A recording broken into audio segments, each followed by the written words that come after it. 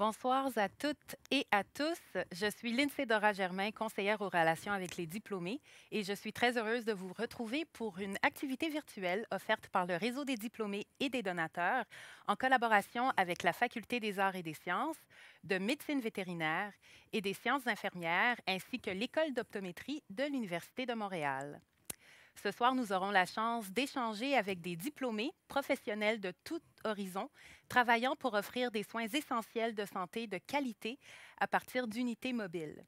Ce modèle qui se veut complémentaire au centre mère en permettant d'aller à la rencontre des populations et d'ainsi offrir des soins adaptés à leurs besoins.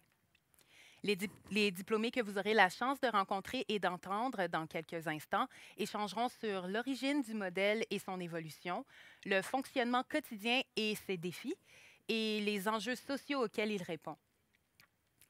Avant de commencer, je vous invite à poser vos questions en tout temps en utilisant le bouton Q et R situé au bas de votre écran. Lors de la deuxième partie de l'activité, ma collègue Karine Plouffe animera la période de questions du public. Vous entendrez sa voix, poser vos questions. Je vous invite à être précis. Si votre question s'adresse à une personne en particulier, et nous tenterons de répondre à le plus de questions possible. Donc, bienvenue à l'activité virtuelle Unité mobile, se rapprocher pour mieux soigner. Faisons connaissance avec nos diplômés. Je vais commencer d'abord par la docteure Catherine Nadeau-Lannoy, vétérinaire et fondatrice de Vétomobile, un modèle alternatif intéressant pour les jeunes et futurs entrepreneurs. Madame Nadja Pollard, directrice générale de Médecins du Monde Canada. Médecins du Monde est un organisme à but non lucratif présent dans 74 pays qui a pour mission d'assurer et de défendre l'accès à la santé pour les personnes exclues et en situation de vulnérabilité, autant ici que dans le monde. Docteur Benoît Tousignan, optométriste et fondateur de Regard Collectif, un organisme offrant des examens oculovisuels à la population en situation d'itinérance. Et finalement, Bénédicte Verger-Briand, infirmière conseil pour Services aux Autochtones Canada et infirmière clinicienne au CIUS du Centre-Sud de l'île de Montréal. Bienvenue et merci d'être avec nous ce soir. Je vais commencer avec vous, Dr Nadeau-Lannoy.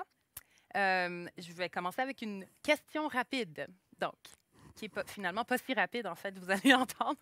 Vous avez obtenu votre diplôme en médecine vétérinaire en 2016 et après quelques années dans des cliniques traditionnelles, vous avez fondé Vétomobile en plein pendant la pandémie. Pouvez-vous nous parler de votre entreprise et de ce qui vous a motivé à la fonder? Oui, ben en fait, Vétomobile, c'est un service à domicile, donc c'est pas tout à fait une clinique mobile. J'offre des consultations, pareil comme on est capable de retrouver en clinique, c'est-à-dire consultations pour des vaccins, des problèmes médicaux mineurs, des euthanasies à domicile aussi. Donc, je me déplace là, directement dans le foyer des gens pour répondre à leurs besoins. Puis, qui m'a motivée, en fait, à fonder ça, oui, en pleine pandémie, là, ça a été tout un défi. Ça a été justement le changement dans l'achalandage des cliniques apporté par la pandémie, qui a vraiment été chamboulé partout au Québec. Puis j'avais envie de retrouver un peu ce qui m'avait amené à vouloir devenir vétérinaire à la base.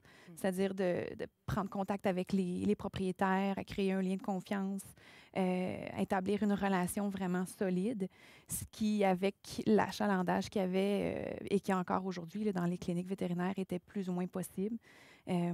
Donc, j'ai voulu me rapprocher un peu plus de mes valeurs, puis de retrouver un contact un petit peu plus privilégié avec les propriétaires d'animaux. Merci. Donc, ça va faire bientôt 2 ans que vous offrez vos services dans les régions de Vaudreuil-Soulanges et de Salaberry de Valleyfield. Donc, vous avez parlé un peu de vous rapprocher des personnes et vous rapprocher des animaux. Pouvez-vous nous parler un peu du profil des personnes à qui vous offrez vos services et s'il a évolué au fil donc, des dernières années? Ben, en fait, quand j'ai parti Vétomobile, je m'attendais à avoir quand même beaucoup de personnes âgées ou de personnes avec des difficultés à se déplacer. J'en ai quelques-unes dans ma clientèle, mais je dirais que la grande proportion de ma clientèle, ce sont des femmes sur le marché du travail. Donc, c'est grand, je dirais, un bon 60 là, de ma clientèle. J'ai l'impression que le service à domicile entre dans le côté pratique de la routine puis de la gestion du quotidien qui est assez chargé. Puis, ça c'est sûr que ça fait à peine 2 ans là, que que j'offre ce service-là. Donc, ça n'a pas vraiment changé au cours de ces années-là. Mais je dirais, il y a le côté client, mais il y a aussi le côté patient que je vois que j'ai beaucoup de patients qui ont beaucoup de difficultés à se déplacer. Donc, je dirais que les gens qui me contactent, c'est oui parce que eux trouvent le service à domicile pratique, mais aussi parce que les animaux ont de la difficulté avec la voiture, avec le transport. Donc, j'ai beaucoup de chats, parce que les chats et la voiture, ça fait deux, mais aussi de gros chiens qui ont de la misère à se déplacer et à embarquer dans la voiture, là. Merci beaucoup. On va revenir avec vous dans quelques instants avec plusieurs autres questions. Parfait. Donc, je vais passer tout de suite à Madame Nadja Pollert. Donc, merci d'être avec nous ce soir. Merci pour l'invitation. Donc, vous détenez une maîtrise en relations internationales de l'UDM et au fil des années, vous avez assuré différents postes de responsabilité, notamment en matière de droits des enfants. Vous êtes directrice générale de Médecins du Monde Canada depuis 2014. Pouvez-vous nous parler des actions de Médecins du Monde Canada, justement ici au Canada? Donc, comme vous avez bien dit en introduction, Médecins du Monde, c'est un réseau international. On est 17 chapitres à travers le monde et on travaille tous dans nos propres pays et à l'international. Donc ici au Canada, en fait, on est présent au niveau opérationnel au Québec, à Montréal. Et les programmes qu'on a, c'est évidemment la clinique mobile, c'est pour ça que j'ai été invitée, qui s'adresse aux personnes en situation d'itinérance, aux personnes en situation d'itinérance autochtone aussi. Et on a une clinique migrante à statut précaire, donc c'est pour toutes les personnes qui sont au Québec, qui n'ont pas accès à la RAMQ. Ce n'est pas des demandeurs d'asile parce qu'eux, ils sont couverts par un programme fédéral. Donc c'est toutes les personnes qui restent, et ce n'est pas mal. Et finalement, on a aussi un soutien de thérapie psychologique pour les intervenants de rue qui sont nos partenaires, parce que la clinique mobile, on en parlera tout à l'heure, mais elle circule sur toute l'île de Montréal avec des partenariats, et aussi un service de soutien psychologique pour les personnes itinérantes elles-mêmes. Et justement, bon, comme on l'avait dit en introduction, Médecins du Monde est présent dans 74 pays à travers le monde. Il y a une multitude aussi de modèles de cliniques mobiles ou d'unités mobiles ou de services que vous faites ambulants. Donc, en particulier à l'international, ça fait quand même assez longtemps que ça existe. Pouvez-vous justement nous parler un peu de l'évolution de ces modèles-là qu'on a pu voir à l'international et de quelle manière est-ce qu'ici on s'en inspire, si on s'en inspire également? C'est sûr que Médecins du Monde, on revendique l'origine de la clinique mobile. C'est vrai qu'on en fait beaucoup. Je dirais la différence, c'est qu'à l'international, souvent, quand on va faire des cliniques mobiles, c'est dans les situations d'urgence, donc causées par des guerres et des conflits, ou évidemment des catastrophes naturelles. Donc là, il faut un soin direct, il faut une accessibilité directe. Mais assez rapidement, l'objectif de Médecins du Monde, c'est toujours de renforcer le système de santé local et de ne pas créer un système de santé parallèle. Et c'est la même chose dans nos pays, donc la même chose au Québec. Nous, on ne veut pas un système de santé parallèle. Au contraire, on interpelle beaucoup les décideurs du système de santé, avec d'ailleurs beaucoup de médecins et d'infirmières et de psychologues bénévoles ou très engagés socialement, dont certains sont ici ce soir, Dr Tousignan notamment. Et l'objectif, c'est d'inspirer le système de santé à avoir un service qui est plus adéquat, plus respectueux et le mot à la mode, mais qui a vraiment quelque chose en arrière de la sécurité culturelle. Merci beaucoup. Justement, on va y revenir par rapport à la complémentarité et comment est-ce qu'on collabore justement avec avec les personnes sur le plancher, avec les grandes instances, avec des organismes communautaires également. Donc, on va y revenir un peu plus tard. Merci beaucoup. Docteur Benoît Tousignan. Donc, merci. Bonsoir. Merci d'être avec nous ce soir. Vous êtes non seulement diplômé de l'UDM, vous êtes aujourd'hui professeur agrégé à l'école d'optométrie depuis plus de 20 ans, vous pratiquez les soins oculaires auprès des populations mal desservies. Regard Collectif est une clinique visuelle communautaire mobile de l'UDM que vous avez fondée en 2017. Qu'est-ce qui a inspiré ce modèle? Ben, ça a été la convergence de deux grandes choses, je pense. Ben, j'avais commencé comme professeur à l'université et à la fois, je voulais bâtir sur un peu mes intérêts puis mon passé en santé communautaire, en santé mondiale. J'ai travaillé beaucoup dans des pays en voie de développement ou auprès de populations éloignées ici aussi, donc les populations autochtones, inuites, entre autres. Et je voulais aussi développer plus de programmes en santé communautaire au sein de l'école d'optométrie. Et il y avait aussi une volonté qui avait été signalée de la part des ressources en itinérance, comme quoi il y avait un besoin, là, un service à développer, des services inadéquats ou qui étaient nécessaires auprès de cette population-là. Donc, la convergence, moi, je voulais me tourner un peu vers les besoins communautaires locaux et il y avait ce désir-là qui avait été signalé aussi. Donc, on s'est rencontrés. J'ai eu des rencontres avec plusieurs des grandes ressources pour les personnes en situation d'itinérance. Puis, on a un peu co-développé ce modèle-là là, qu'on a mis sur pied.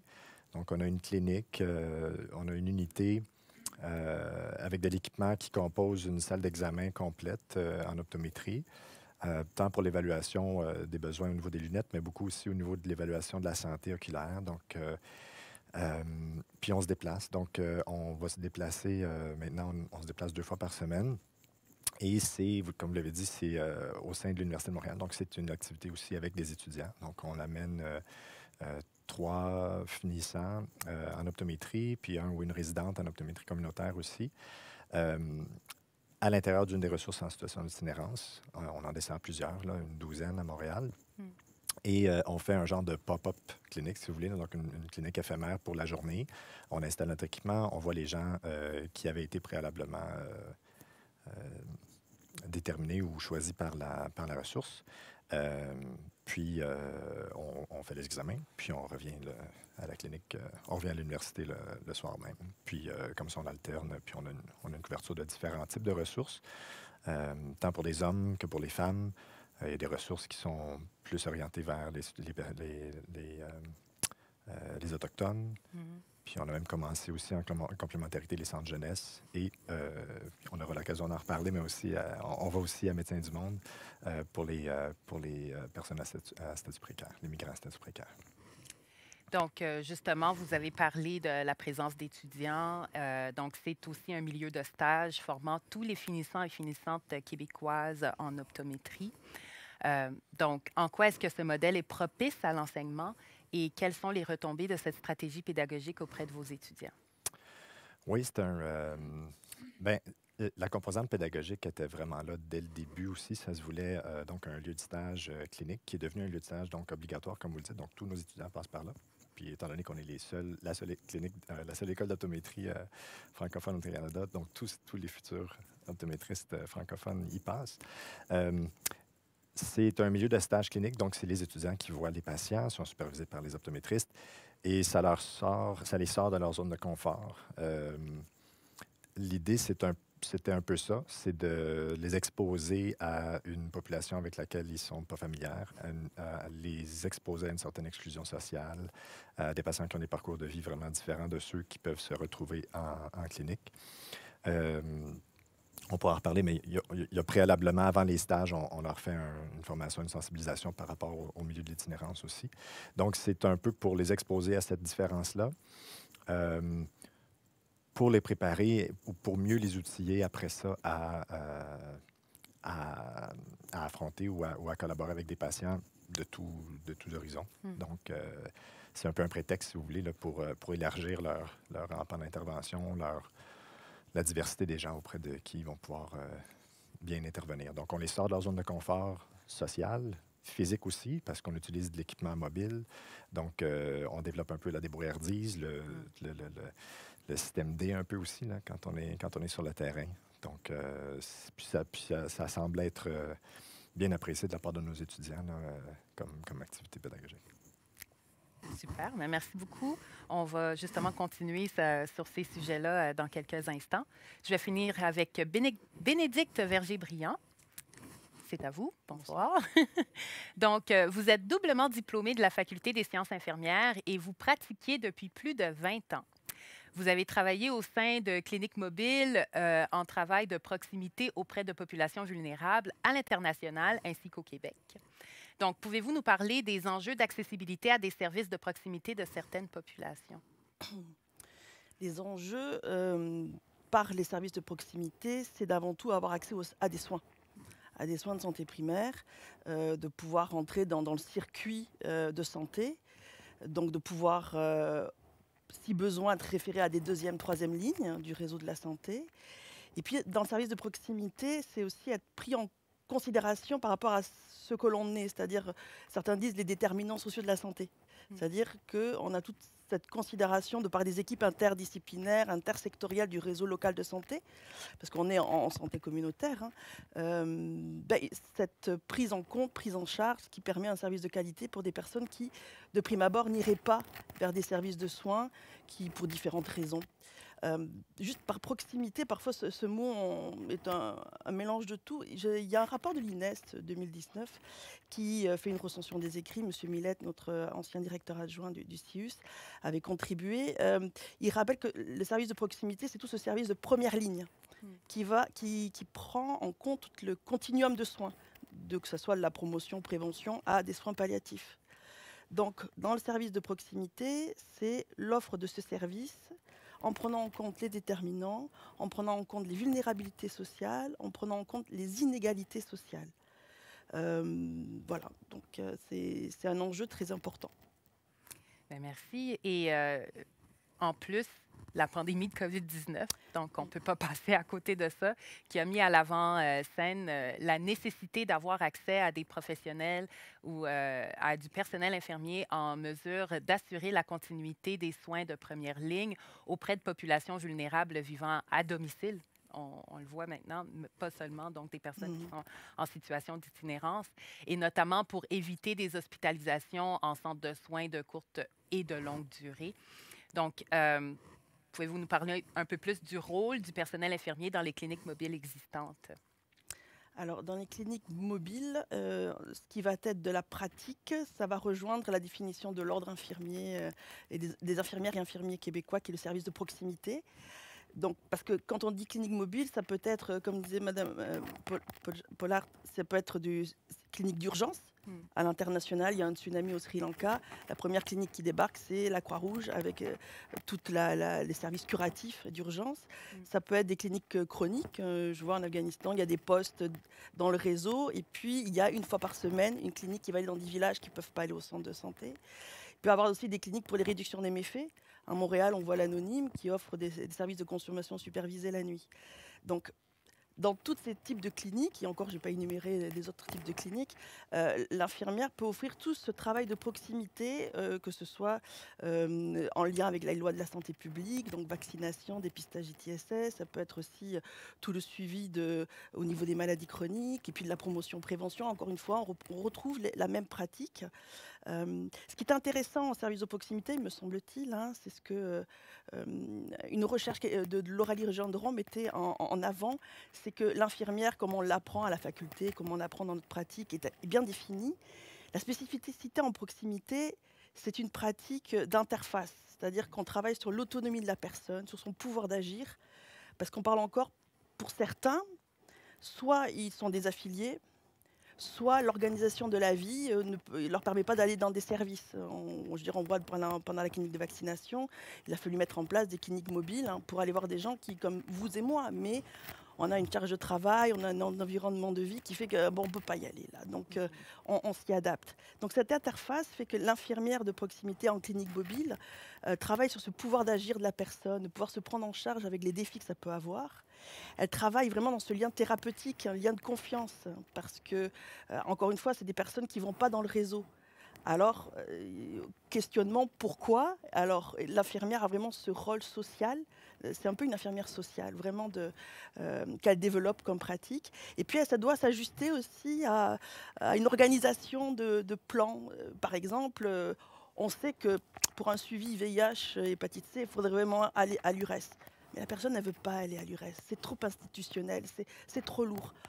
Donc, en tant qu'infirmière, il faut accepter ça. Et ça demande un réajustement, une acceptation du choix de l'usager au centre et en même temps dans ce réseau d'advocacy. Parce qu'on doit parfois taper à des portes de ressources en disant si, oui, il y a des troubles concomitants, oui, il y a des facteurs, mais nous, on est là, on est une équipe autour et on travaille, oui, en institutionnel, mais organisme communautaire, enfin voilà, hein, tous ceux qui peuvent faire de la clinique mobile et ou un travail de proximité à large. Voilà. Très intéressant. Merci beaucoup. On va continuer justement sur cette belle lancée où est-ce qu'on fait appel à tout le monde, à tous et à toutes. Donc, j'ai quelques questions qui s'adressent à vous tous et à vous toutes. Donc, avant d'entamer cette partie, j'aimerais quand même rappeler aux personnes qui nous écoutent que vous pouvez en tout temps poser vos questions en utilisant le bouton Q et R situé au bas de votre écran et les diplômés y répondront dans une dizaine de minutes. Là, c'est dans les médias. On parle de réforme du système de santé, du système de soins de santé et de services sociaux au Québec. D'après vous, d'après votre expérience, quelle place devraient y occuper les unités ou les cliniques mobiles? J'aimerais commencer avec vous, Mme Pollard.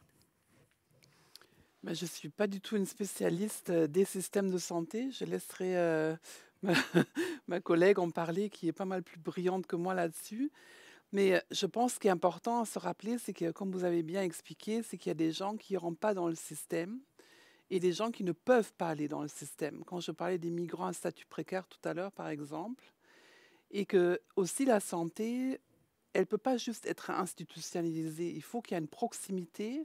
Et la proximité, c'est surtout que nous, par exemple, quand on y va avec la clinique mobile, ce n'est pas des gens qui viennent vers nous, c'est nous qui allons chez les gens et dans leur environnement à eux. Et c'est eux qui décident s'ils veulent venir ou s'ils ne veulent pas venir. Et l'autre élément, c'est aussi, il y a un enjeu de pouvoir. C'est-à-dire que nous, les infirmières, c'est les patronnes. Ce n'est pas le médecin. Et ça change tout, même si j'ai beaucoup de respect pour les médecins. Mais l'infirmière, elle garde ce lien avec la personne. On a des partenariats, notamment avec la faculté de médecine ici à l'Université de Montréal, dans le programme CHAPS, où des médecins en formation viennent voir la médecine de proximité. Mais c'est un travail de collaboration entre l'infirmière, le médecin bénévole ou le médecin résident et aussi le partenaire qui est notre intervenant communautaire, qui connaît le quartier, qui connaît les gens, qui leur dit « Tiens, tu te présenteras mercredi si tu as le goût, Médecins du Monde, ils vont être là. » Et des fois, ils n'ont même pas besoin de le dire parce que les gens le savent. Donc, ce reprise de contrôle sur sa vie, en tout cas, moi, ma fierté de travailler Médecins du Monde, c'est de redonner la dignité à la personne. Il n'y a personne qui lui dit, il faut que tu fasses... Parce qu'on est quand même dans un système, pas juste de santé, mais dans les systèmes sociaux aussi, très, très paternaliste ou maternaliste, où on dit aux gens quoi faire. Et souvent, quand j'observe ça, je me dis, quelqu'un qui vit dans la rue et qui est capable de survivre à moins de 30 dans la rue, je pense qu'on peut se garder une petite gêne et puis respecter cette personne dans ses choix, qui ne sont peut-être pas les nôtres. On n'a pas eu la même vie, mais de l'accompagner et pas de imposer. Et j'espère que quand on va passer à la réforme, qu'on va penser à ces gens-là aussi, et toute la qualité relationnelle du lien.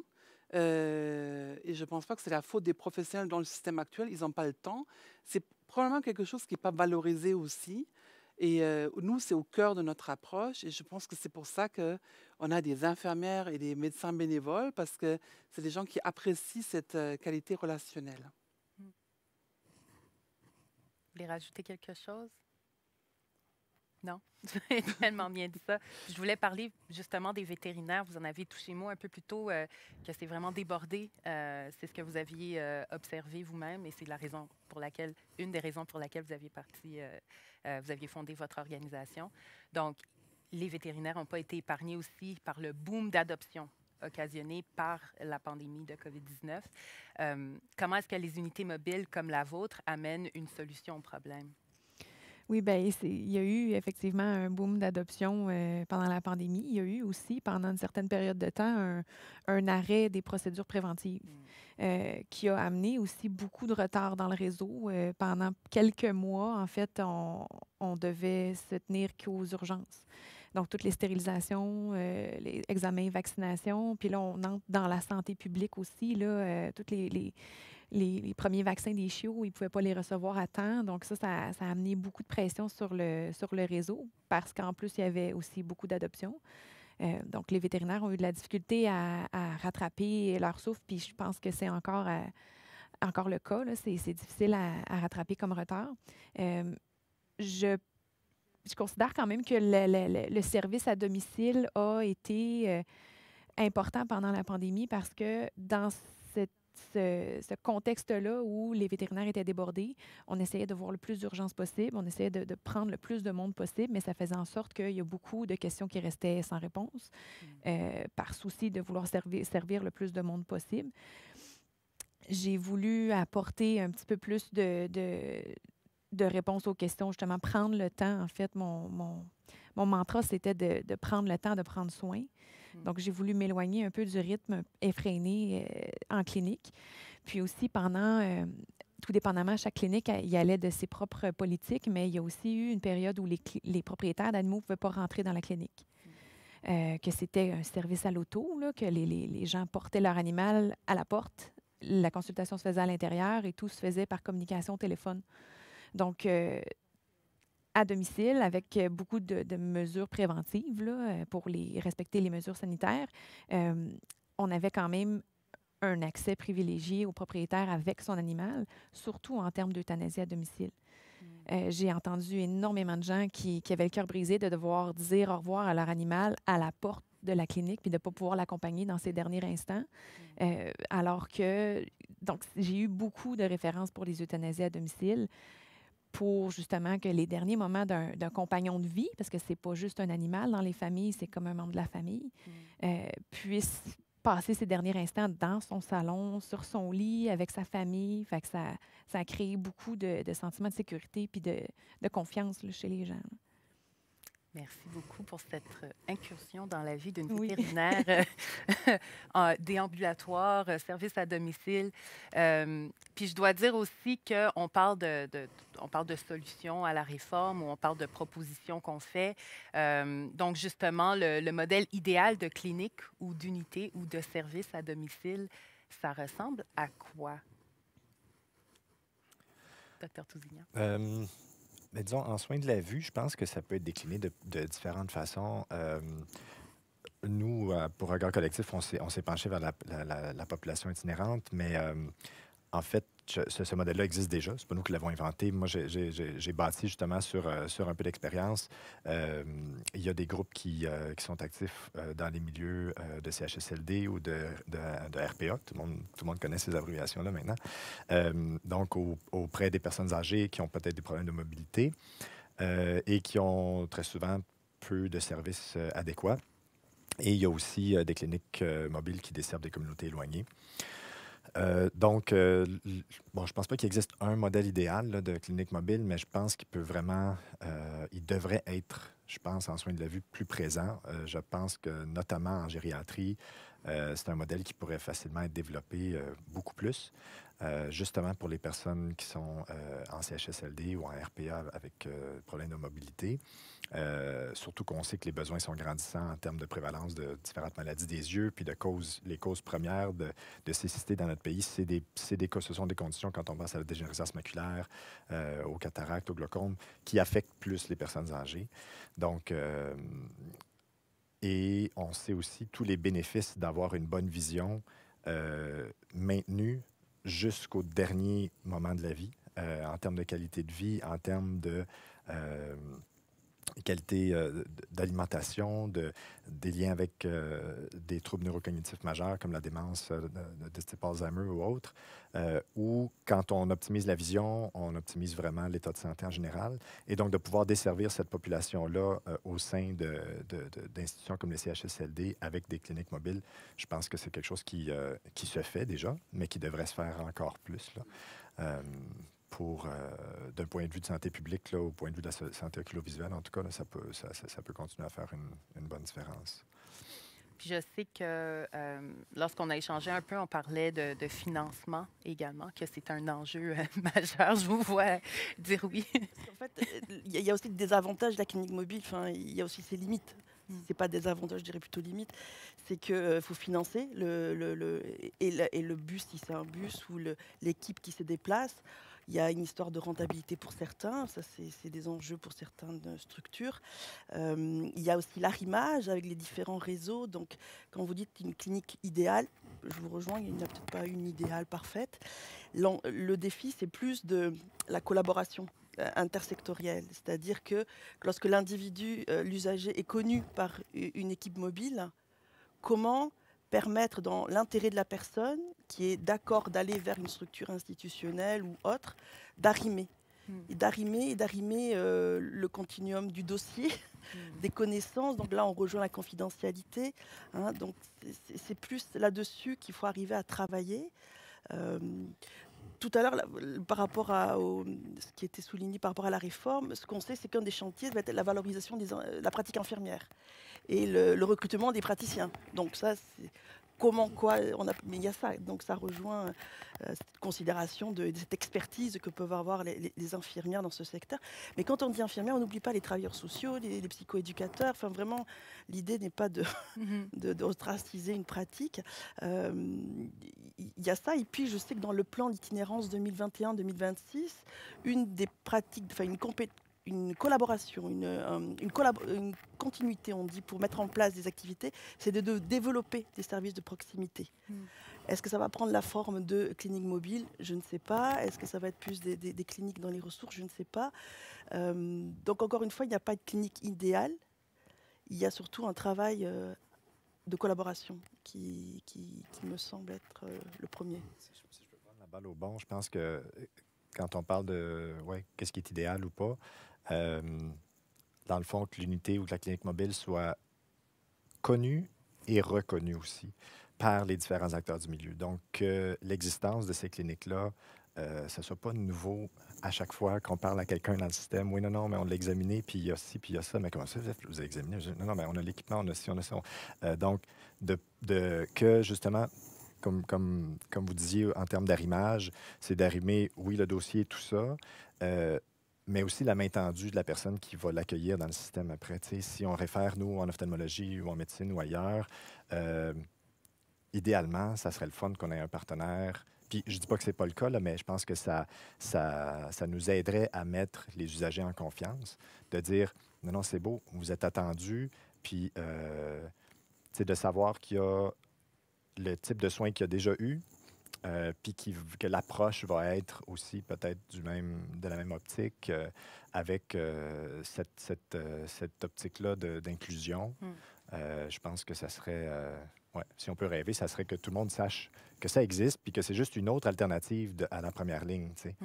Oui, je rejoins ça. C'est quand on est dans le service public, là, quand ça fonctionne bien, c'est lorsqu'on connaît bien le tissu des organismes communautaires. Parce que là, ça nous permet d'avoir des références dans un sens comme dans un autre. Lorsque je vous entends, je me dis, tiens, ce qui serait génial, c'est vraiment immédiat, c'est des agents facilitateurs entre les secteurs. Dans les milieux, dans les CIUS, actuellement, dans les CIS, se développent des agents de liaison pour les autochtones. Donc, dans ce même schéma, l'idée, c'est que les CIS et CIUS aient une collaboration et des arrimages avec les communautés autochtones. Et c'est ces agents-là, identifiés du système public, qui sont une interface et qui permettent d'un côté et de l'autre, sache que tel service existe de ce côté, sache que tel service existe de ce côté, facilite les rencontres. Est-ce que pour le milieu des cliniques mobiles de proximité, ça pourrait être une avenue C'est ça, je suis contente que vous en parlez parce que ça fait 3 ans depuis la commission vient.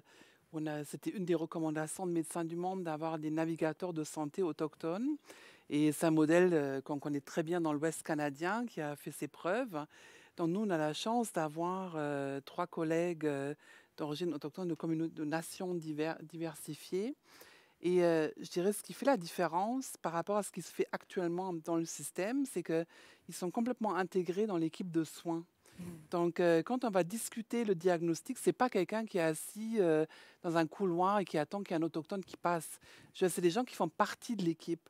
Quand on discute du diagnostic, de l'intervention, ils font partie et leur droit de parole est le même que l'infirmière et le même que la travailleuse sociale. Donc, c'est ça aussi la différence. Je pense que c'est important, cette collaboration. Et aussi un élément que je voulais clarifier, c'est il ne faut pas que les gens s'imaginent que la clinique mobile, l'infirmière reste barricadée dans sa clinique et attend que les gens rentrent. C'est pas statique. Donc on parque la clinique, on ouvre les portes. Et puis là, elle sort, et puis on sort. Alors des fois, elle va prendre son sac à dos, parce que c'est comme à l'origine de tout ça, en tout cas nous, il y a 20 ans, c'est des infirmières avec des sacs à dos qui se promenaient avec du matériel réduction des méfaits. Ils allaient dans les squats, dans les maisons abandonnées. Ils font encore ça. Mhm. Ils ne sont pas juste dans la clinique, et puis ils rentrent dans les organismes, ils vont dans la rue, ils vont aller voir les gens. Donc c'est ça aussi, la clinique. Elle a été dans certains quartiers, et ça, vraiment investi, notamment quand on parle des personnes autochtones dans la rue. Mm. Ils nous ont fait des dessins, ils nous ont remis des objets. C'est eux qui ont décoré l'intérieur de la clinique mobile. Mm. Donc, elle fait partie du décor. Et je pense que pour les infirmières et les bénévoles qui travaillent, c'est la plus belle réussite parce que c'est plus un corps étranger. Ça fait partie de leur espace. Ils ont investi cet espace. Donc, c'est ça. Donc, oui, il y a des gens qui bougent quand même là. On reste Ouais. pas dedans là, tout le temps. Ouais. Mm. Donc, c'est ouvert sur justement Le monde. hein. Ouais, sur Ouais. le monde et sur cet environnement-là dans lequel il vient, il est ouvert et réflexif. Ouais. C'est une réflexion de ce que Mm. des gens qui viennent. Je trouve ça très beau ce que vous dites. On espère que ça va continuer et je suis contente de le constater que ça a fait ses preuves à certains endroits puis qu'on va continuer à travailler au travers de ça. Je voulais parler peut-être de technologie avec vous tous parce que justement, on parle de clinique mobile, les outils, j'imagine qu'il faut les... On n'utilise pas nécessairement les mêmes outils en clinique traditionnelle que lorsqu'on donne des services à domicile. Faut voyager plus léger, j'ose croire. Bien, vous dites que vous avez quand même un laboratoire d'examen complet, mais justement, on sait que les nouvelles technologies ont facilité l'émergence des unités ou des services à domicile et apportent également des enjeux. En ce qui concerne la confidentialité, comme vous l'aviez mentionné tantôt, par exemple. Donc, pouvez-vous nous parler plus précisément des défis d'offrir des services à domicile ou dans des cliniques mobiles? Qui veut commencer? Défis. Allez-y. Allez-y. En fait, c'est quand vous parliez de travailler, de voyager léger, c'est exactement ce sur quoi je m'enligne quand j'ai fait mes achats de matériel. L'avantage d'avoir un service à domicile, c'est que l'équipement est de base, très de base. Je sais pas, comparativement à une clinique mobile, il y en existe des cliniques vétérinaires mobiles plus aux États-Unis. Que là, c'est vraiment des motorisés où on peut pratiquer des chirurgies, hospitaliser des patients, où il y a des systèmes d'anesthésie mobiles. Donc ça, la technologie le permet. Mais au Québec, avec le climat, c'est peut-être un peu moins pratique. Je sais que la SPCA avait un motorisé de stérilisation mobile. Donc ça s'est fait à Montréal. Mais de mon côté, pour le service à domicile, c'est vraiment plus d'y aller avec le pratico-pratique. Tout ce qui est application mobile. Je travaille beaucoup avec tous mes livres de référence. Ma bibliothèque, elle est numérique pour avoir accès à mes livres facilement, de ne pas avoir toute une bibliothèque à traîner. Même chose pour les applications de paiement, courriel, tout ça. La technologie me permet ça. Je dirais que les risques, en fait, en termes de confidentialité, bien, tout ce qui est numérique est aussi à risque de se faire frauder. Là. Récemment, il y a eu des piratages des logiciels de vétérinaires. Donc, il y a plusieurs cliniques qui ont été victimes de piratage puis de demandes de rançon, en fait, que les logiciels n'étaient pas du tout utilisables puis que toutes les données étaient prises par les fraudeurs.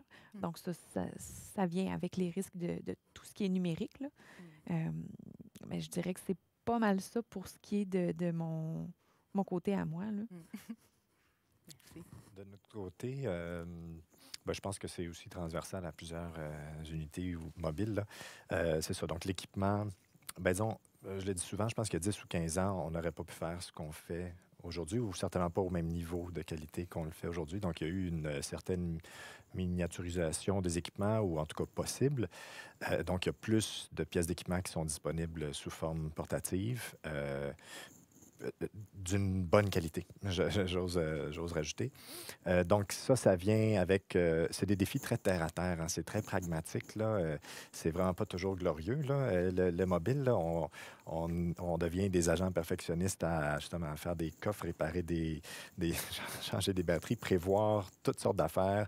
On a des petites listes d'inventaire parce que, bon, on a des équipements, puis on a des fournitures qui s'épuisent. Donc, on rajoute les protocoles COVID, ça veut dire qu'il faut qu'on ait des niveaux de masques, de plexiglas, de lingettes. Tout ça doit être toujours à jour. Donc, on a toute cette organisation-là à maintenir.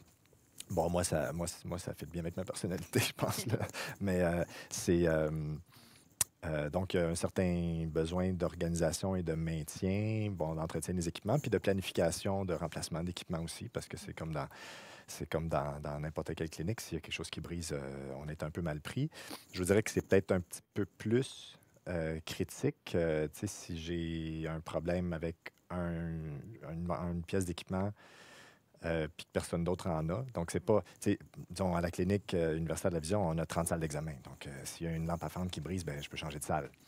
Moi, si j'ai ma lampe à fendre qui brise, donc c'est l'appareil pour examiner la santé des yeux à l'extérieur, ma clinique prend le bord, là. Ou ça nous est arrivé d'oublier une pièce d'équipement, donc là, il faut retourner. Ou on fait toute une clinique sans faire telle chose, mais qui peut être une partie quand même critique de l'examen. Donc, il y a tout cet aspect organisationnel-là qui est présent. En même temps, ça fait partie du plaisir de le faire, du défi de le faire. Puis je pense que c'est pas étranger à quiconque travaille dans une unité mobile, là, toutes ces choses-là. Mais quand je vois des... Puis on s'y fait, on s'y habitue. Puis c'est quand je vois des gens, quand des étudiants viennent pour la première fois ou quand on montre à des gens qui sont moins initiés, peut-être qu'ils se disent « Mon Dieu, vous devez penser à toutes ces affaires-là. » Mais oui, mais c'est correct. C'est juste une différente façon de faire les choses, puis on s'y fait. Donc, on a une certaine vulnérabilité technologique en même temps, là, ou technique. Même chose pour le véhicule. Si le véhicule brise à dernière minute, bon, nous, on a un véhicule dédié dans lequel on met notre équipement, puis on s'en va, mais c'est ça. Il faut s'occuper du véhicule, il faut être sûr qu'il soit en bon état et tout ça. Bon, donc, voilà, c'est des aléas comme ça là, auxquels on peut faire face aussi. Composé avec les aléas du mobile, vous parliez de sac à dos. J'imagine aussi un trou dans le sac à dos. On arrive à la dernière personne. Oh, il m'en reste plus. Donc, pour c'est sûr que nous, là, on a l'avantage, on a un système de gestion des dossiers médicaux électroniques. Ouh, ça s'en vient peut-être un jour dans le réseau. Mais ça, c'est formidable et c'est non nominal. Donc, c'est vraiment, on ne demande rien aux gens. Pas de carte, ils peuvent dire, je m'appelle John, j'ai 52 ans et c'est réglé. Évidemment, on les connaît parce qu'on c'est toujours la même infirmière qui va au même endroit. Mais vous avez raison, pour l'équipement, un des problèmes, c'est qu'on est dans un pays, il fait froid. Donc, quand le chauffage il brise, en tout cas, je me souviens, j'étais sur la clinique mobile en avril, en mars, il a fait super froid. Et on a jeté tous les préservatifs parce qu'ils avaient gelé durant la nuit. C'est ça. Donc ça, c'est le genre de pertes qu'on ne prévoit pas qui peuvent arriver. C'est la vie, il faut faire avec. Ouais. Je pense qu'au niveau organisationnel aussi, c'est le mandat de la clinique mobile. Je pense à des cliniques mobiles, c'est pour faire une campagne de vaccination itinérante. Oui, il va y avoir du juste à temps, on va dire. Je parle pour des pays à l'étranger, dans les pays en voie de développement. J'ai fait ça en Myanmar, par exemple. Bon, dans la voiture, il va y avoir le minimum bobologie. C'est pas le mandat de la clinique mobile à ce moment-là. Donc ça aussi, il faut pouvoir le définir et être clair quand on fait l'outreach, le sac à dos. Pareil, au CLSC, on le faisait. Il arrive que la personne ne veut pas venir au CLSC faire le soin. Bon, on va dans une salle ouverte par le service STM, on fait un soin. Ah mince, il me manque de l'adaptique, c'est pour faire un soin. Bon, alors on s'ajuste encore une fois et puis on s'assure de pouvoir y revenir. Donc ça, c'est la petite clinique versus le camion avec le matériel, mais qui aussi présente ses défis au fond. C'est un défi. C'est un défi, mais qui fait partie justement de la beauté de la chose. Comme on dit. Il faut aimer ça. Oui, c'est ce qu'on disait tout à l'heure. C'est aussi, je dirais, cet intérêt de l'ajustement, de la créativité et puis surtout du respect de l'individu vraiment dans tout ce qu'elle est et ce qui, au fond, nous passionne. Enfin, c'est ce qui nous anime. Je vois quand les équipes sont constituées, pas par hasard que souvent des personnes sont là. Voilà, c'est oui, oui, oui. Se rapprocher. Merci beaucoup pour tous ces échanges-là. Puis, j'ose croire qu'il y a des questions du public. Moi, je pense que oui. Oui, Karine me dit oui. Vas-y, Karine, vous allez entendre la voix de Karine avec les questions. N'hésitez pas à continuer à poser des questions dans la section Q et R en bas de votre écran. Vas-y, Karine. Oui, bien merci Lindsay, puis merci à tous les panélistes d'être ici présents pour discuter d'un thème si important et très rassembleur, très humain. C'est drôle parce qu'on parlait justement d'équipement et une de nos questions, en fait, se rapportait sur l'ergonomie de travail. Donc oui, il y avait le déplacement avec l'équipement, on parlait du sac à dos et tout, du climat même. Mais c'est de savoir justement qu'est-ce qu'il faut penser au niveau de la posture du travail et comment vous arrivez aussi à les gérer avec les imprévus, avec tout ça. Le travail intersectoriel. Quand on se connaît, on sait juste l'exemple que je donnais. Il y a un soin à faire dans le métro. L'STM nous connaît. On demande une salle. Alors à ce moment-là, on va pouvoir s'installer. On a une chaise. On va pouvoir mettre le propre d'un côté, le sale de l'autre. Je ne parle plus d'une pratique infirmière. Hein. Mais on recrée un environnement de qualité qui n'est pas optimum, mais qui est propre, qui est dans les critères de qualité d'une pratique infirmière. Si ce n'est pas possible, on ne le fait pas. Je veux dire, l'usager a droit à un service qualité comme tout un chacun. Donc, je trouve qu'on peut s'ajuster même dans un parc. On crée, on essaie de trouver un endroit isolé, discret. Et pareil, on va s'ajuster avec le mobilier environnant. Mais encore une fois, dans un travail en même temps du lien, c'est-à-dire, tiens, ça serait peut-être intéressant que la prochaine fois, si tu veux, on soit au chaud. Tu vois, au CLSC, il y a un radiateur, tu vas être super top. En plus, tu peux avoir la douche avant. Voilà, on crée derrière. C'est-à-dire qu'on ne fait pas que le soin, on crée le lien autour, on structure l'intervention de proximité. Vous avez parlé de créativité, c'est un très bon exemple, ce que vous dites. Oui. Oui. Si je peux faire du pouce là-dessus, c'est vous parliez de posture et tout ça, si on y va plus d'une façon... Bien, premièrement, je vous rejoins 100%, c'est très semblable, cette dualité de créativité, improvisation, tout en maintenant un standard élevé, un standard de qualité, que ce soit prévention et contrôle d'infection ou autre. Là. En temps de COVID, ça a été testé au maximum, toutes ces choses-là. Donc, et puis... Au point de vue très pragmatique, là, au jour le jour, oui, c'est ça, on a souvent accès, bon, nous, on va avoir accès à un certain local dans une ressource qui va devoir avoir certaines dimensions et tout ça, table, chaise et compagnie, évidemment, mais je riais quand vous disiez posture parce que c'est vraiment quelque chose auquel je pense souvent à mes étudiants qui se placent, qui se contorsionnent pour examiner les patients avec l'équipement mobile. Évidemment, à 20-25 ans, on est invincible. Là, on n'y pense pas, on peut se fatiguer, c'est pas grave. Mais effectivement, il y a certaines habitudes ergonomiques aussi qu'on apprend à adopter là, pour se préserver, parce que les postures sont effectivement moins ergonomiques que ce qu'on peut avoir en clinique traditionnelle. Je ne sais pas si c'était à ce point littéral là, la question là, des postures, là, mais il y a cet élément-là aussi de défi. C'est très, très intéressant. Était un peu bénévole dans le camion de Médecins du Monde. Il y a vraiment toute la table d'examen, enfin tout est vraiment organisé comme une salle de soins. C'est prévu, quoi. C'est pensé, et pour le soignant et le soigné. Puis, si je peux suivre un peu sur la posture, ça me fait rire parce que oui, effectivement, on se contorsionne de tout bord, tout côté. Je vous dirais que pour examiner des animaux, de se contorsionner, ça fait partie du travail. Fait que oui, les postures, je vous dirais que l'ergonomie, c'est optionnel. Mais on essaie quand même le plus possible de faire attention. Puis, en étant à domicile, ben on travaille dans le domicile des gens. Donc, parfois, on a des maisons où c'est super confortable de trouver l'endroit où on peut examiner le patient, organiser le matériel et tout. Mais des fois, c'est un petit peu plus complexe. Puis, il faut justement user un petit peu de créativité puis d'imagination. Mais... par exemple, l'hiver, moi, je me promenais avec mes crampons parce que de rentrer, de sortir des gens, de l'entrée des gens, monter, descendre les marches, des fois monter, descendre des cages d'escalier avec mon matériel, il faut quand même rester prudent là, en tout temps parce qu'une blessure, on est notre matériel, en fait. On est notre outil de travail, principalement. Nos yeux, nos mains, notre corps au complet est essentiel à notre travail. Donc, c'est essentiel de le préserver. Donc, là, oui, la posture, puis faire attention à l'environnement, c'est super important.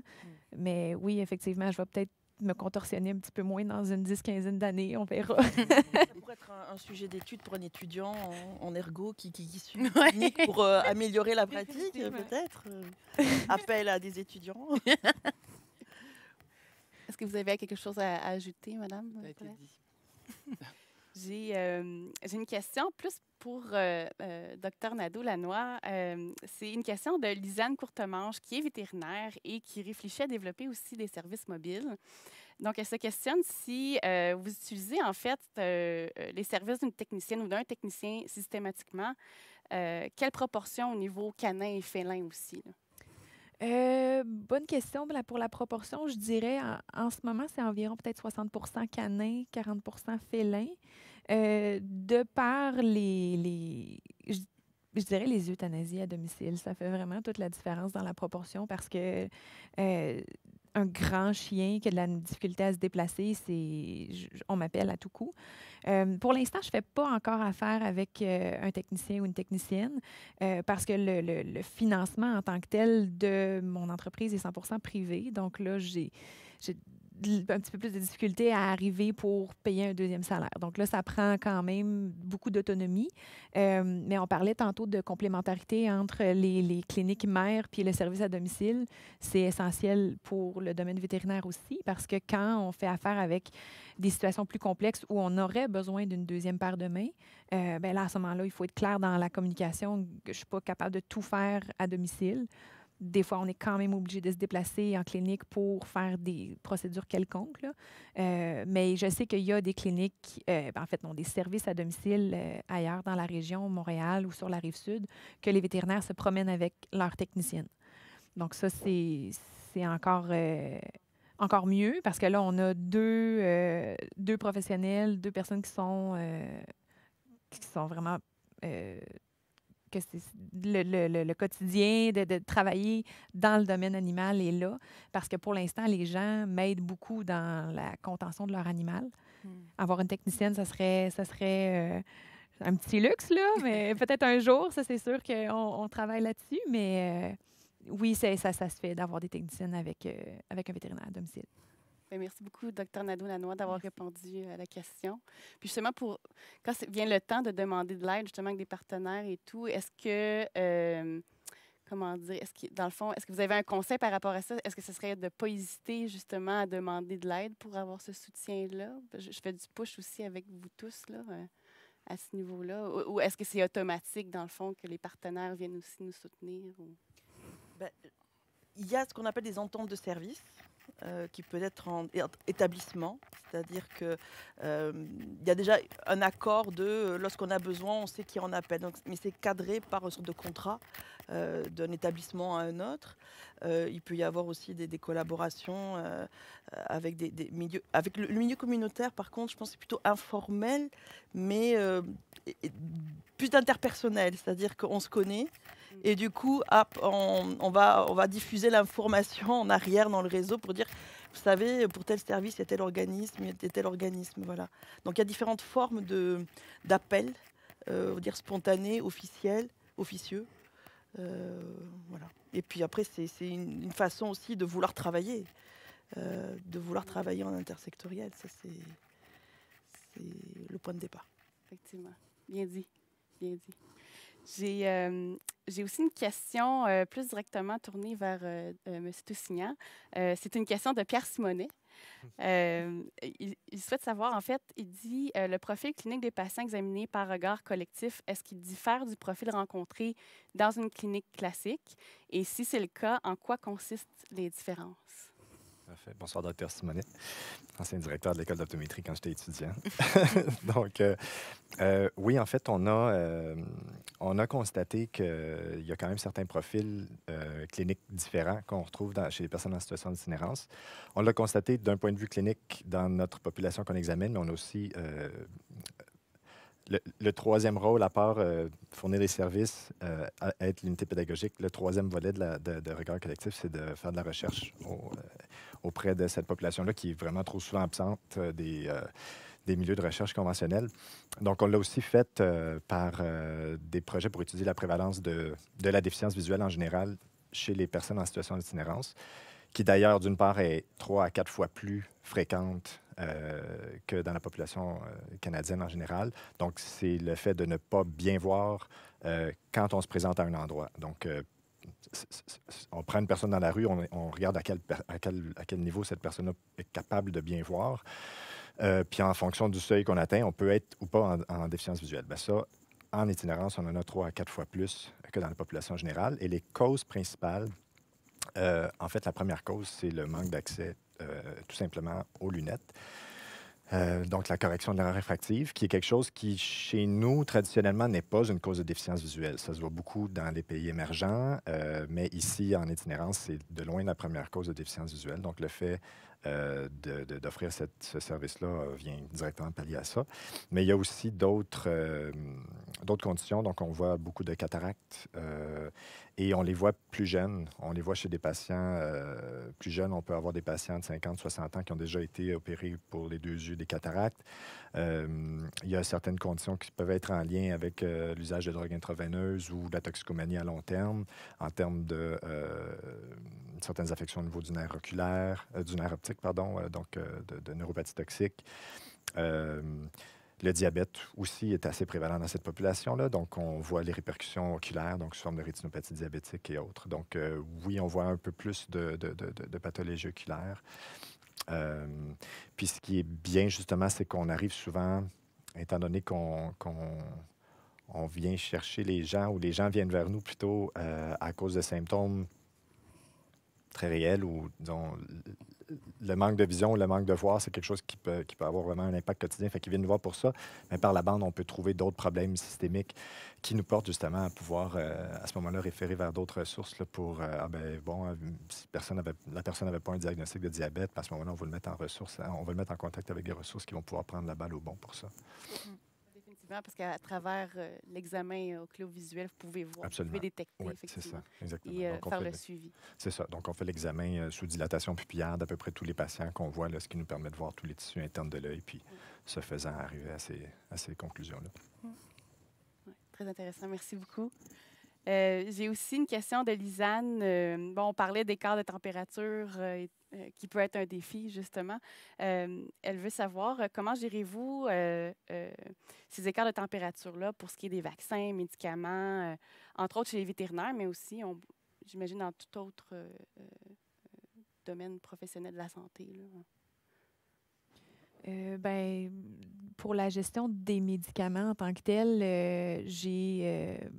j'avais fait des recherches là, sur le site de l'INSPQ pour justement la conservation des vaccins quand je pars sur la route. Donc, j'ai ma petite glacière avec mon papier bulle, mon petit ice pack. C'est très, très de base, là, mais ça conserve les vaccins à la bonne température pour une journée. Puis, mettons, l'hiver, c'est beaucoup plus physique parce que l'hiver, je dois rentrer tout mon matériel à chaque nuit. Puis l'été, ça nous laisse un petit peu plus de latitude. Printemps, dans des températures plus clémentes, là, c'est plus facile là, de conserver les médicaments à la bonne température. Mais oui, c'est tout un défi quand même avec les très grands froids ou les très grandes canicules de s'assurer que le matériel est toujours à la bonne température. Donc, toujours faire attention où est-ce qu'on stationne la voiture pour que ce soit en plein soleil. S'assurer que les vaccins sont toujours à la bonne température, d'un petit thermomètre dans la glacière. C'est de la gestion, mais au fur et à mesure, on finit par se développer des outils puis des trucs là, pour s'assurer qu'on sert on offre des soins, mais aussi des traitements de bonne qualité. Je ne sais pas pour vous, j'imagine que dans le matériel... Oui, c'est pareil, il y a les normes de l'UNSPQ qui dit, puis on a chaque année le rappel de formation pour la chaîne du froid. Donc quand il y a des questions de clinique mobile, je vois au CIUS, lorsqu'il y avait le CIUS Centre-Sud, il y avait la vaccination au Palais des Congrès, il y avait en même temps des équipes mobiles qui partaient du centre, c'est-à-dire tout était là au Palais des Congrès, et puis on ne prend que ce qu'il faut avec le matériel de ice pack et de déplacement selon les normes de pratique Donc, ça permet de contrecarrer, sachant qu'après, le vaccin est dispensé dans un lieu à température ambiante. Enfin, on ne donne pas des vaccins dans la rue. Enfin, De notre côté, c'est pas tant les substances à maintenir à une température constante, c'est plus la fragilité de l'équipement. On a quand même beaucoup d'équipements, là. Oui, on arrive à être bon à faire des valises puis à les rentrer dans la minivan, mais reste qu'il faut qu'on sorte. On a 4 grosses valises, c'est-à-dire 3 grosses valises, un gros coffre, plus des petites mallettes d'instruments. Donc, ça prend 4 personnes à peu près pour transporter notre équipement. Il faut des bonnes valises, des valises dont l'intérieur a été pensé et repensé. Toutes les choses ont leur place. Il y a peut-être 1 ou 2 étages d'équipement, mais il n'y a rien de trop, il n'y a rien de pas assez. Tout l'espace est bien exploité. Des bonnes valises étanches, résistantes aux flaques de slush l'hiver. On est bien content que le mois d'avril soit arrivé pour ça. À la pluie, à tout ce qui peut arriver. Il faut qu'on monte des escaliers. Ça doit être sur roulette. Ça doit pouvoir résister au choc. Ça doit pas tout ça. Donc, parce qu'on parle quand même d'un équipement qui vaut plusieurs dizaines de milliers de dollars. Donc, on doit pouvoir le bardasser pour qu'il dure. Là. Donc, il y a cet aspect-là aussi là, de l'équipement. Aussi. Enfin, je vais au Myanmar quand on vaccinait. On avait pour la journée, on s'assurait que le soir, on arrive non loin d'un centre de santé qui avait aussi toute la chaîne du froid. Donc en fait, il faut planifier. Voilà. Mais créativité. Oui. Oui, puis je repense aux étudiants justement qui accompagnent Dr Toussignant. C'est de développer le savoir-faire, hein, l'esprit d'initiative. Ouais. Avoir confiance de la possibilité de proposer. J'imagine que les étudiants... Oui. Absolument. Intéressant. J'ai aussi notre question où en fait le participant ou participante a une question, entre autres, pour Médecins du Monde. Cette personne-là travaille avec la Côte d'Ivoire depuis 2005 et souhaite développer l'aspect des caravanes mobiles pour les soins en zone rurale. Donc, la personne dit « Je suis en électronique et informatique, pas en santé. La télémédecine ouvre des avenues qui étaient auparavant impossibles. Est-ce que Médecins du Monde ou les autres panélistes sont intéressés par ce modèle télémédecine en tant que tel? » Oui, je sais que c'est très à la mode, la télémédecine. Mais la télémédecine a ses limites. Oui.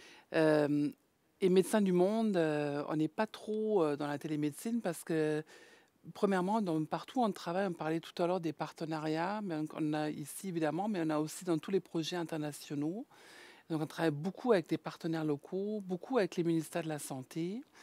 Et les besoins qu'on couvre, ce n'est pas les besoins qui requièrent des connaissances très high-tech. C'est vraiment, dans la majorité des pays, ce qui est défaillant, c'est l'accès à la santé primaire. Et donc, c'est généralement, Médecins du Monde, c'est nos interventions au niveau de la santé primaire. Ceci dit, pour une clinique mobile en Côte d'Ivoire, je ne peux pas vraiment commenter. Je ne sais pas c'est qui, c'est où, avec qui, pourquoi. Est-ce qu'il y a une évaluation des besoins? Parce que ça peut apparaître comme une bonne solution, mais est-ce que c'est vraiment fiable? Parce que le danger, c'est aussi de créer quelque chose, hein, et les gens s'habituent. Et après, ça n'existe plus. Donc, c'est ça souvent. Il y a des déceptions. Oui, je pense que pour les projets, c'est là des projets souvent ponctuels et des gens qui sont enthousiastes, il y a de l'argent disponible et 2 ans plus tard, il n'y a plus rien. Donc, ça, c'est quelque chose dont je pense que les ONG, surtout à l'international, sont très vigilants. On devrait l'être en tout cas, de ne pas créer des systèmes parallèles et donc de respecter aussi ce qui se fait dans le pays où la santé, généralement, elle n'est pas payée par les impôts, parce qu'elle n'est pas gratuite, la santé, elle est quand même payée par les impôts. Et dans beaucoup de pays du monde, les gens doivent défrayer pour la santé, et donc de ne pas créer un déséquilibre en offrant des services gratuits, par exemple. Donc, c'est un peu une question piège à laquelle je ne peux pas répondre parce que je ne connais pas tous les détails. Oui. Je pense qu'il y a un parallèle intéressant à faire aussi. En santé autochtone ici, il y a beaucoup de communautés rurales ou communautés éloignées sur des réserves ou pas nécessairement sur des réserves autochtones non plus, pour lesquelles on commence à parler de télémédecine. Il y a des trucs qui existent déjà. En soins oculaires, il y a des choses qui existent et qui fonctionnent bien en termes pour des dépistages de certaines certaines conditions, comme pour la rétinopathie diabétique, par exemple, qui est quelque chose qu'on peut diagnostiquer à partir d'une imagerie digitale du fond de l'œil. Donc, c'est des choses qu'on peut... Il y a des modèles qui ont été élaborés où est-ce qu'on peut faire prendre des photos. Si l'appareil est dans la communauté, l'interprétation peut se faire ailleurs et à partir de ça, peut s'en suivre une cascade de références aux besoins et tout ça. Par contre, ça vient toujours... je pense que les parallèles se font un peu avec ce que ma collègue disait parce que ça vient avec son lot de précautions. Dans ce cas-ci, c'est toujours un peu hasardeux, à mon avis, où on isole une seule condition. Donc, on travaille en silo alors qu'il y a d'autres besoins, disons, même juste au niveau des yeux, là, on peut facilement isoler une seule condition et pas nécessairement être bien équipé pour faire tout le reste. Donc, la télémédecine, téléoptométrie, téléophtalmologie, peu importe, je pense qu'il y a des outils intéressants, il y a des bonnes façons de faire, il y a des mauvaises façons de faire, mais il y a des bonnes façons de faire. Par contre, on ne peut pas les faire sans penser à toutes les répercussions, à mon avis, et à tous les autres besoins complémentaires qui doivent aussi être adressés. Donc, si j'examine un patient pour sa rétinopathie diabétique, bien, il faut qu'il puisse avoir une autre avenue pour avoir un dépistage au niveau du glaucome, au niveau de son erreur de réfraction qui n'est pas corrigée ou autre. Donc, on doit toujours être vigilant par rapport à ça. Et je pense aussi, puis ça commence là, ça commence au point de vue de l'optométrie à être... Il y a de la recherche très intéressante qui se fait en téléoptométrie. Et on découvre vite aussi, à mon avis, ça pourrait devenir un service intéressant, mais complémentaire au déplacement d'unités mobiles. Donc, il peut y avoir une certaine fréquence à laquelle vont les unités mobiles sur place. Donc, là, on peut faire des examens plus complets, mais peut-être que par complémentarité à des intervalles plus réguliers, il peut y avoir des choses plus accessibles pour les gens qui sont là à partir d'équipements qui est en permanence dans la communauté, par exemple, bon, des choses comme ça. Donc, je pense qu'il ne faut pas le voir comme une panacée. Je pense qu'on peut le voir comme un élément complémentaire à un écosystème de santé qui reste centré sur des soins de haute qualité, centré sur le patient, puis sur une large base de soins primaires et non pas de chacun pour soi. Là. Il y a tellement d'exemples en santé mondiale de programmes de santé qui ont été développés pour une maladie ou pour le VIH, pour ci, pour ça. En parallèle, il y a un truc pour la tuberculose. En parallèle, il y a un truc pour la malaria. Ces gens-là ne se parlent pas nécessairement alors que c'est les mêmes patients qui sont de vrais antécédents. Donc, c'est des problématiques qu'on peut facilement retrouver ici aussi, donc auxquelles je pense qu'il faut faire attention quand on parle de modèles de télémédecine. Donc, le mot-clé, complémentarité, comme vous dites. On y revient encore, oui. Oui, oui. Il y en a besoin aussi de différents éléments aussi pour pouvoir bien se positionner là-dessus, de ce que je comprends aussi. Très bien. J'ai aussi Suzanne qui mentionne, elle dit « Je voulais vous informer du fait que les hygiénistes dentaires aussi sont maintenant en pratique indépendante et mobile. Voici une belle opportunité de travailler en interdisciplinarité et en mobilité avec d'autres professionnels de la santé. Qu'en pensez-vous, chers panélistes? » Moi, je dirais bravo. Et vous avez parlé des yeux, mais c'est vrai aussi pour les personnes en situation itinérante, l'accès à la santé buccale est essentiel et presque pas accessible parce qu'on se rappelle que contrairement à d'autres pays, au Québec, c'est pas défrayé par le système de santé public. Donc, c'est des coûts astronomiques. Et d'ailleurs, nous, on a un partenariat avec l'Université de Montréal avec les dentistes ici. Donc, merci d'ailleurs à ces gens-là, parce que c'est une cause de problèmes de santé importante. Mais je laisserai l'infirmière se prononcer. L'infirmière, oui, sur le développement, l'hygiéniste dentaire, oui, c'est plus. Je rejoins, je sais que le CLSC aussi, pour les jeunes de la rue, avait une entente avec l'UDM. C'est un enjeu majeur. Les hygiénistes dentaires ont vraiment toute une pratique à développer en clinique mobile ou travail de proximité, parce que c'est un enjeu de santé publique, parce que qui dit avoir des problèmes de dents peut avoir du coup derrière des problèmes infectieux, mais quand on a un problème cardiaque, il faut aussi faire attention aux soins dentaires. Enfin, ça peut avoir. Enfin, je n'apprends rien à la personne qui pose la question, mais juste un rappel de des conséquences collatérales des soins de santé. Et puis surtout, au niveau même nutritionnel, des gens qui sont édentés, qui ont des problèmes de douleur, alors ils ne peuvent pas bien manger, du coup il y a l'enjeu aussi de l'état général. Enfin, ça a une conséquence majeure. Oui. Et je vois effectivement dans des communautés de Premières Nations, comme pour l'ophtalmo, des dispositifs en fait pour les cliniques dentaires. Donc le matériel est là. Et c'est les dentistes qui font, eux, comme mobiles, d'une communauté à l'autre, et qui font des tournées, comme pour les dépistages de rétinopathie. Voilà, ça c'est criant.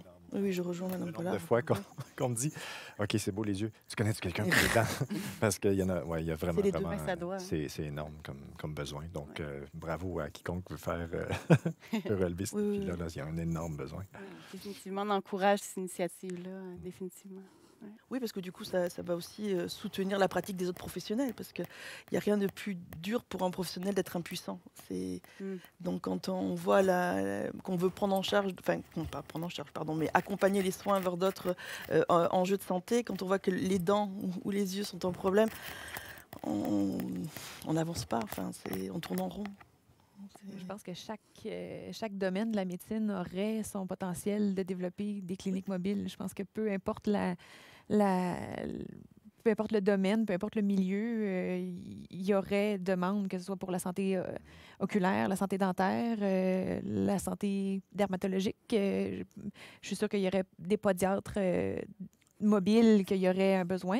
Je suis convaincue que peu importe le milieu de la santé, je pense qu'il y a beaucoup d'avenir dans le modèle clinique mobile parce que la santé, c'est pas que dans les hôpitaux, c'est partout. Puis la santé, c'est multimodal. Ça passe par l'alimentation, ça passe par tellement d'aspects que la minute qu'on va rejoindre les gens puis que les gens viennent à nous, on peut passer une éternité à parler de la santé. Puis je pense qu'il y a de l'avenir partout. Je veux rebondir, mais parce que dans les cliniques comme le travail de proximité en général, c'est ce qu'on parlait tout à l'heure du continuum de soins.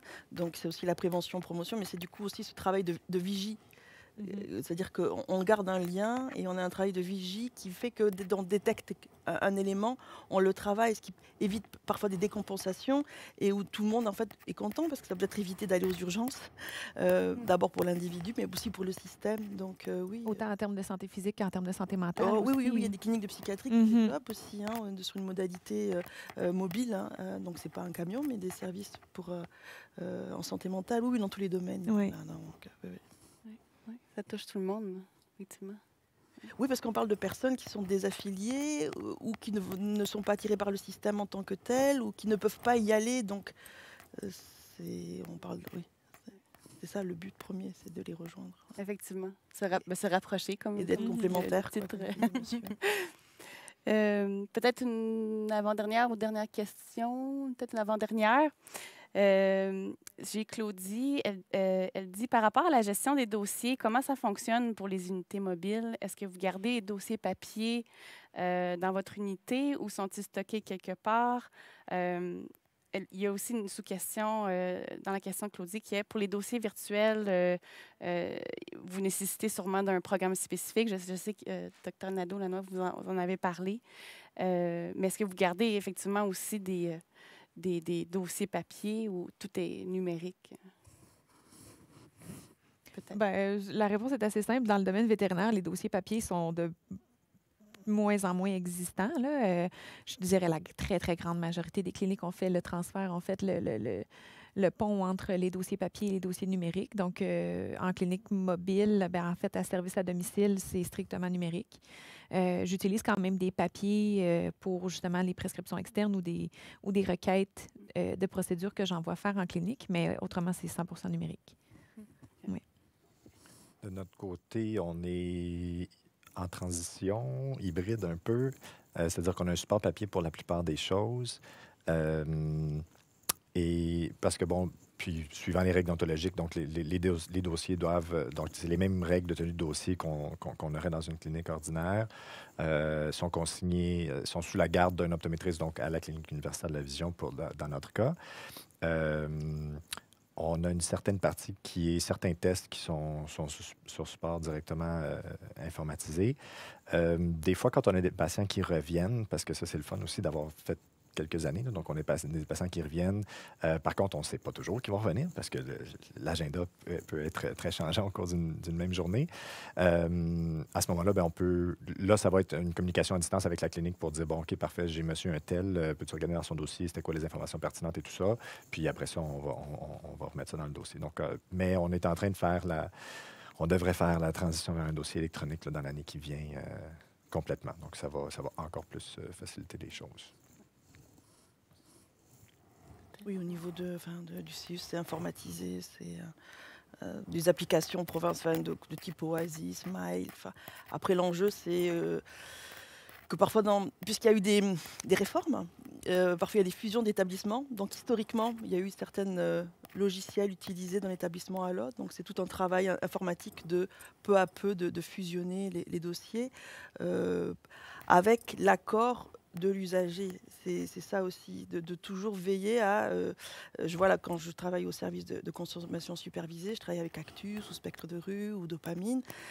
Ils ont leur dossier informatisé. Or, moi, je suis une infirmière du CIUS. Donc, il faut que je m'assure que la personne est d'accord que j'en parle au CIUS pour pouvoir, dans l'intérêt de l'usager, faire un continuum de soins. Mais s'il ne veut pas, comme ça sera pour d'autres organismes, ben, on en reste là et on essaie d'y faire attention. Voilà. Donc, et puis, je sais aussi que dans les communautés de Première Nation, ça se développe de plus en plus avec les supports des CIS et CIUS. Ça va de l'avant, oui. Madame Poulaert, est-ce que vous avez un mot à ajouter? Comme je disais, nous, on a les dossiers médicaux électroniques, donc il n'y a plus de support papier. Ça. Ouais. On s'en va tous vers le virage numérique. Puis c'est plus simple aussi au niveau matériel aussi. Mais ça dépend. Par exemple, dans notre cas, nous, comme je disais, les infirmières, c'est elles qui sont en charge de la clinique. Et elles ont des protocoles de soins élargis. On a un comité de soins de médecins bénévoles pour qu'elles puissent poser certains gestes. Et donc, le système de dossier électronique permet aussi, avec les téléphones, de confirmer un diagnostic. Donc, ça permet aux infirmières de faire des choses qu'elles ne pourraient pas faire dans le système parce qu'il y a le comité de soins de médecins bénévoles. Donc, tout ce qui est informatique, téléphone, imagerie, c'est intéressant grâce à ça, en fait. Oui, tout à fait. Les dossiers informatisés, des SQ, les clés, ça permet à l'infirmière qui commence de lire le dossier, si elle peut avant, déjà d'avoir des éléments pour être pertinente dans son intervention. Le temps file très, très vite. J'aurais quand même peut-être une dernière question pour bien clôturer cette période de questions. C'est comment est-ce que, justement, le modèle des cliniques mobiles a changé votre pratique ou même votre vie, je dirais, en collaborant justement avec différents partenaires? Qu'est-ce que ça vous a permis de faire ou d'accomplir ou comment même améliorer justement l'offre de services en santé? Peut-être Mme Poulaert? Nous, on a une clinique mobile depuis 2014. Donc, ce que ça a permis... Je pense que la chose la plus importante, on parlait tout à l'heure des parcs, des endroits dans le métro, mais on n'est plus obligé de faire ça. On peut donner à la personne une intimité, respecter son besoin d'être protégée pendant qu'elle a besoin de soins. Donc ça, je pense que c'est fondamental. Ensuite, évidemment, on a plus d'équipements parce que dans un sac à dos, c'est limité ce qui rentre. Et aussi, Montréal, c'est pas Paris, donc c'est une ville qui est très large, très étendue. Donc, on peut circuler beaucoup plus rapidement. Avant, il fallait qu'on prenne le métro, qu'on bouge. Là, avec la clinique, on peut aller dans différents quartiers. On peut faire 2 sorties par jour. Donc, ça, c'est agréable. Et évidemment, il pleut, il vente. Donc, les gens sont mieux accueillis, mieux protégés. Et puis, l'équipe de soins aussi. Si je peux parler personnellement, le fait d'avoir changé de pratique, je dirais ça a donné un second souffle à ma carrière parce que je dirais que ce que j'ai découvert en pratiquant à domicile, c'est l'amour que j'ai pour le contact avec les propriétaires. Ce que j'avais occasionnellement en clinique, ce qui était difficile à obtenir en clinique parce que c'est très rapide. Je me rends compte en tant que professionnelle que ce qui me nourrit, c'est le lien de confiance, c'est le fait de prendre le temps de répondre aux questions. Puis on établit une relation qui est vraiment différente parce qu'on rentre dans la maison des gens. Donc, les gens m'offrent des cafés, je connais les enfants, je suis au courant des problèmes de rénovation. Fait que, tu sais, on a un contact qui est différent parce que les gens sont chez eux, sont à l'aise. Puis, ça fait une relation qui est vraiment beaucoup plus intime, qui est très nourrissante. Puis, je vois aussi avec le temps que je fais exactement le même travail. Je ne suis pas une meilleure professionnelle, je ne suis pas une meilleure praticienne. J'offre le service au meilleur de ce que je peux, mais j'ai beaucoup plus de reconnaissance parce que les gens apprécient le temps que je donne, puis sentent que j'ai à cœur la santé de leurs animaux, qui fait partie aussi de leur famille. Donc, je dirais que le lien avec les propriétaires est vraiment différent. Puis je dirais que c'est ça, en fait, qui m'a vraiment agréablement surprise parce que ce que je recherchais, c'était de prendre plus de temps. Mais en retour, j'ai tellement d'amour, tellement de reconnaissance de la part des propriétaires puis de leurs animaux aussi, là. Fait que je dirais que je ne reviendrai pas en arrière, ça, c'est sûr et certain. Je vais continuer un peu sur Oui. sur la même lignée. Moi aussi, je pense que cette question-là, je la prends beaucoup d'un point de vue humain. Le fait de travailler dans la clinique mobile, ça nous ramène beaucoup à l'essentiel de ce que peut apporter une bonne vision, je pense, chez les gens. Donc, l'impact qu'on peut avoir avec quelque chose d'aussi simple, entre guillemets, qu'un examen de la vue puis une paire de lunettes. Donc, on a aussi beaucoup d'expériences très, très gratifiantes, très émouvantes de la part des patients aussi, des fois, de l'impact qu'on peut avoir. Et je vous dirais, parce que je ne fais pas juste de la clinique mobile aussi, en milieu conventionnel, je pense que j'en tire une réalisation constante ou un rappel constant de la pluralité, la diversité humaine. Donc, le fait d'aller vers, d'élargir notre empan d'intervention dans une réalité plus inclusive là, avec la clinique mobile, je pense que j'ai toujours ça en tête quand j'ai un patient devant moi, comme quoi les patients viennent avec mille et une histoires derrière eux. Ils ont tout un bagage personnel de vie derrière eux, peu importe s'ils sont assis dans ma chaise d'examen dans une clinique ordinaire ou dans une clinique, dans une ressource en itinérance. Donc, il y a ce rappel constant-là. Puis, j'ose espérer que c'est ce que ça apporte aussi à mes étudiants. Je pense que oui. C'est ce qui semble me rapporter. Okay. Oui, je vais suivre. Moi, il y a plusieurs terrains. Je dirais qu'à l'international, les campagnes de vaccination, notamment de rougeole, ont été dans des contextes d'épidémie. Donc là, il y a un constat immédiat en tant que soignant où on se dit que la zone qu'on a pu vacciner, la prévalence de décès est inférieure à l'autre. Donc on ne questionne même pas le sens de notre présence et de notre travail. C'est du coup chargé de sens en tant que pratique infirmière dans un milieu plus occidental comme à Toulouse où j'étais aussi en travail de proximité. Ce travail de clinique mobile permet pour moi d'avoir l'infirmière complète. C'est-à-dire qu'elle est vraiment dans ce bio-psychosocial et où on développe tout ce qu'on a appris de façon théorique, de façon de savoir expérientiel, de savoir factuel, etc. Pour moi, ça fait une infirmière complète. Voilà, donc c'est pour moi très gratifiant de façon très égoïste, mais aussi très motivant. Ouais. Et puis de l'autre côté, il y a un côté militant, en fait, de leadership infirmier, de permettre l'accès aux soins. Et ça, c'est pas un combat, mais c'est un mandat. Voilà. On se sent responsable quand on est dans le réseau. Un mandat de vie, j'aime bien. Ouais. Oui, alors ça reste professionnel. Je ne veux pas croire que c'est une vocation. On enlève tout ça. Oui. Mais là, s'il vous plaît. Professionnel. Voilà. Mais on se dit qu'on a une place aussi. Oui, je suis citoyenne, mais je suis un travailleur engagé. Il y a cette dimension. Oui, c'est pour eux peut-être, mais il y a un sens dans une société. C'est une vision et en tant que service public, c'est tout le sens du service public, c'est l'accès aux soins pour tout le monde. Ouais. Proximité, accessibilité. Voilà. Ouais, bien dit. Merci beaucoup de votre générosité puis pour avoir répondu à la période aux questions du public. Avant de laisser la parole à Lindsay, je voulais savoir, est-ce que vous autoriserez, est-ce qu'on partage vos coordonnées si jamais les gens voudraient vous contacter ou avoir plus de questions? Oui. Oui, parfait. Merci encore, puis à toi, Lindsay. Merci, Karine. Donc, j'aimerais une fois de plus remercier nos panélistes. Merci d'avoir été avec nous ce soir. Puis, il y avait une question que je voulais vous poser, mais là, il reste 1 minute. Donc, je ne peux plus vous poser la question.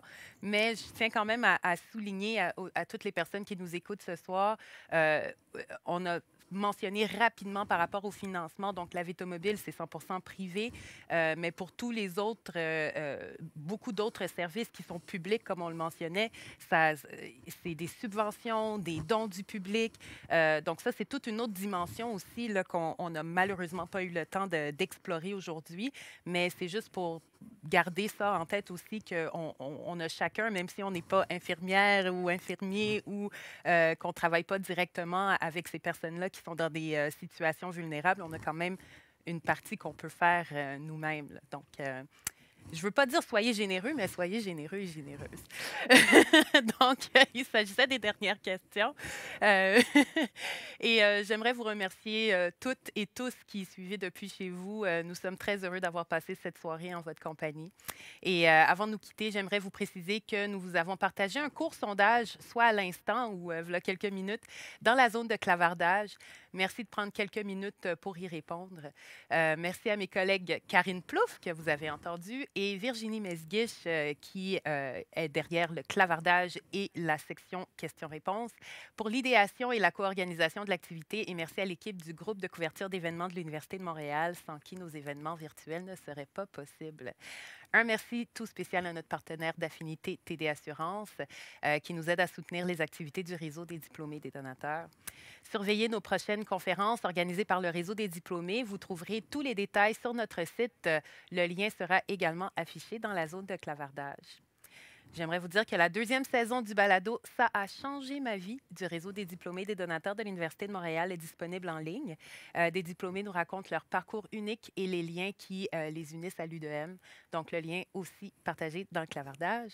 Finalement, ça, j'ai toujours un grand pincement au cœur lorsque je parle de ça parce que je pense qu'on l'attend depuis longtemps. Grande communauté de l'UDM, l'université a traversé les époques, connu de grands moments d'histoire et vécu une multitude de rentrées et de collations des grades. Pour nous retrouver, vous remémorer de bons souvenirs et célébrer notre passage à travers le temps, nous vous convions à un grand rassemblement, les grandes retrouvailles. Les toutes premières grandes retrouvailles de l'Université de Montréal auront lieu du 28 septembre au 2 octobre prochain. Marquez-le à votre agenda. Merci encore de votre présence et à bientôt.